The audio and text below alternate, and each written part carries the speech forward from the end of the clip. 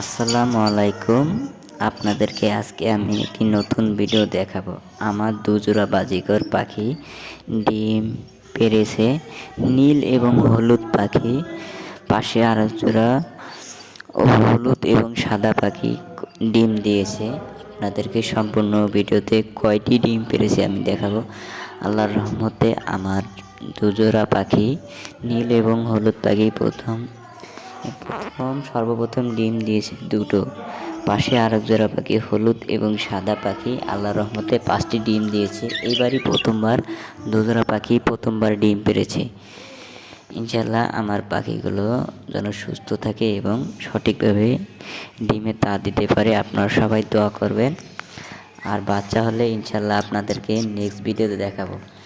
বিশেষ করে আমার বাজিঘর পাখিগুলোকে আমি যেসব খাবার খাওয়াই, এক নম্বরে হলো শাক সবজি। সেখানে হলো লাল শাক, আর বিশেষ করে কলমুল শাক বাজিঘর পাখির জন্য একটি প্রিয় খাবার। যেখানে বাজিঘর পাখিকে কলমুল শাক আপনারা দেওয়ার সাথে সাথে দেখবেন বাজিঘর পাখি অনেক খায়।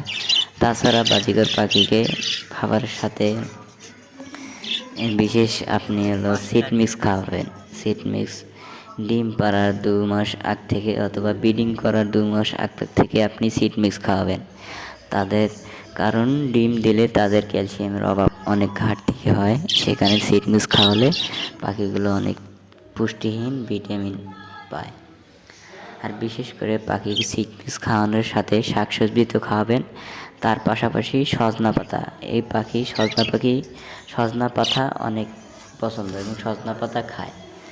বিশেষ করে বাজিঘর পাখিগুলোকে আপনারা ডিম পাড়া অবস্থায় উকি চুকি দিবেন না। উকি চুকি দিলে বাজিঘর পাখি ভয় পায়। ভয় পেলে ডিমে তা দেওয়া বন্ধ করলে, আপনারা তো জানেন, তা দেওয়া বন্ধ করলে পাখি আর বাচ্চা দিবে না। এই বাচ্চাহীন পাখি অনেক কষ্ট।